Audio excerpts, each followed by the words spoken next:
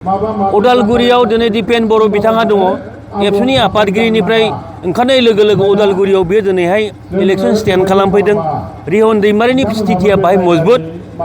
दुखुनांथाव बाथ्रा जे दिपेन बर'आ उदालगुरियाव जेनगोना बे रोखा, बेखौ बुंनानै जेबो लाब गैया। जोङो दुखु मोनगोन, जोंबो सासे नेतामोन, नाथाय जेननायनि उनावहाय बिथाङा पदक्षेप लायो, बे गावनि खोथा।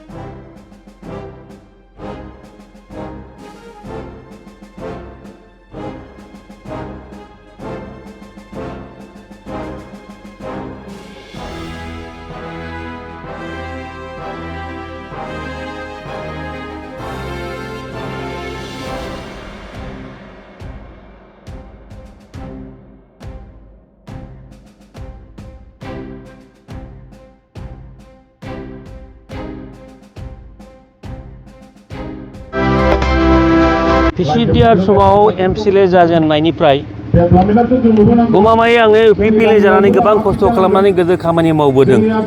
बिदिनो हरखाबै दिनै 1 मासआनो जाजोबाखै बिपिएफ दलाव फैनानै दिनैनि बिसायख'थि फोसावदिं मेलाव बाहागो लानानै खामानि मावगासिनो दङ।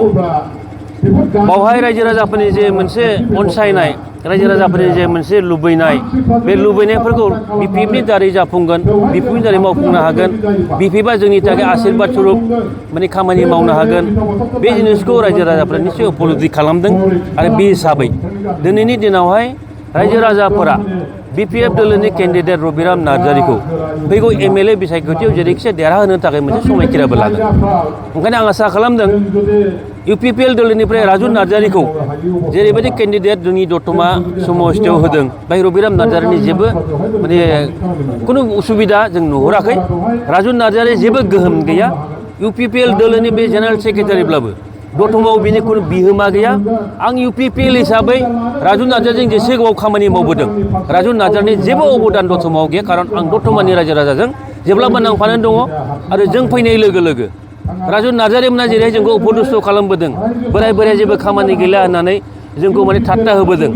बे समावहाय बे मुहुर्तआव जोङो इउपिपिएल दोलोखौ नागारनानै जे समाव जोङो गुगाबोबाय, बिपिएफ दोलोआव जयनिं जाबाय, दिनै मोनफ्रोमबो गामिनिफ्राय, मोनफ्रोमबो जायगानिफ्राय पुरा दतमा समस्ति हिसाबै लैहोर लैहोर रायजो राजाफ्रा फैनानै बिपिएफ दोलोजों जगदान जाफैदों।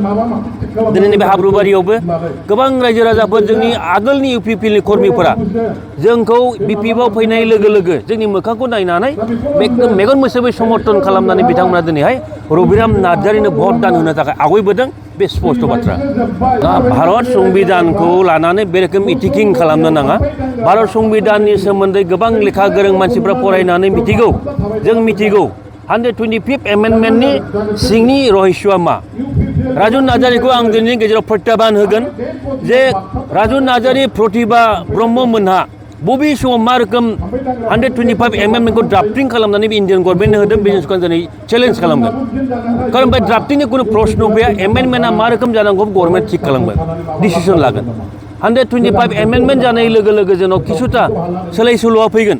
नाथाय वान्स इलेक्टेड बडि, बिपिएफआ दिनै सरकार सलायगासिनो दङ। इलेक्टेड बडि, पिपल्स मेन्डेट, बेखौ लानानै सरकार सलायनाय बे गभर्नमेन्टखौ राजु नार्जारि मोना जेरैहाय बुंबाय थादों 125 एमेन्डमेन्ट जानायनि उनावहाय नैबे जुन आरो जुलाइ मासाव जेब्ला सामार सेसन जागोन, 125 एमेन्डमेन्टखौ खालामनानै बिपिएफ गभर्नमेन्टखौ सिफायनानै प्रमद बर'जों सिफ खालामनानै बिपिएफखौ बिपिएफ दोलोखौ बोख्लायनानै इन्टारिम काउन्सिल सलायनायनि बाथ्रा बुंदों। आउट एन्ड आउट इन्डियान कन्स्टिटिउसननि बेरेखा बाथ्रा बुंनाय जादों बियो। जोङो बिपिएफ दोलोनि जानानै उदालगुरिनिफ्राय श्रीरामपुरसिम जेसेबां खामानि मावदों, गसाइगावसिम, बिनि गेजेराव जेरावबो मोजां मोनसे गुरुत्व होनायखौ जों नुदों। उदालगुरियाव दिनै दिपेन बर' बिथाङा दङ। एबसुनि आफादगिरिनिफ्राय ओंखारनाय लोगो लोगो उदालगुरियाव बे दिनैहाय इलेक्सन स्टेन्ड खालामफैदों। रिहन दैमारिनि स्थितिया बाहाय मजबुत। दुखुनांथाव बाथ्रा जे दिपेन बर'आ उदालगुरियाव जेनगोना बे रोखा, बेखौ बुंनानै जेबो लाब गैया। जोङो दुखु मोनगोन, जोंबो सासे नेतामोन, नाथाय जेननायनि उनावहाय बिथाङा पदक्षेप लायो, बे गावनि खोथा। खिन्थु दिनैनि दिनावहाय उदालगुरिनिफ्राय आरम्भ खालामनानै गसाइगाव समस्तिसिम बे 15टा एनडिएनिफ्राय जे केन्डिडेट होदों बे एनडिएनि 15टायाव 15टाबो जों आरामसे देरहालांगोन बाहाय खुनु सन्देह गैया रायजो राजाफोरा बिपिएफनि गासै केन्डिडेटफोरखौ बरायदों अनसायदों आरो बेजों जोंनि बर' जाथिनिजों लोगोसे बिटिसि बासिया डेभेलप जागोन उन्नति जागोन आरो जोंनि गथ' गथायफोरनि भबिष्यत साख्रि बाख्रि फरायनाय जेरावबो फारफ्रोमनिफ्राय उन्नति जागोन बे बाथ्राखौ स्पष्ट रायजो राजाफ्रा बुंदों ओंखायनो आं सानो 15टायाव जों 15फोर देरहालांनानै दिसपुराव जोङो लोगो मोनसे सरकार दागोन बिजेपिजों आरो सरकार जानाय लोगो लोगो जोंनि गोबां मन्थ्रिफोरा जे जोंनि एमएलए देरहालांनायफ्रा खमब्लाबो माने मोनब्रै साब्रै साबासो मन्थ्रिखौ निश्चय मोनगोन बेखौ आसा खालामदों बावहाय राजु नार्जारिया जेसेबांखि नाजाया मानो बेखौ जोङो खुनु पथै माने गाहाम होननानै सानाखै हायोबा बिथांमोनहा दिनैनि दिनाव फासयनानै दलद थानाया मोजांसै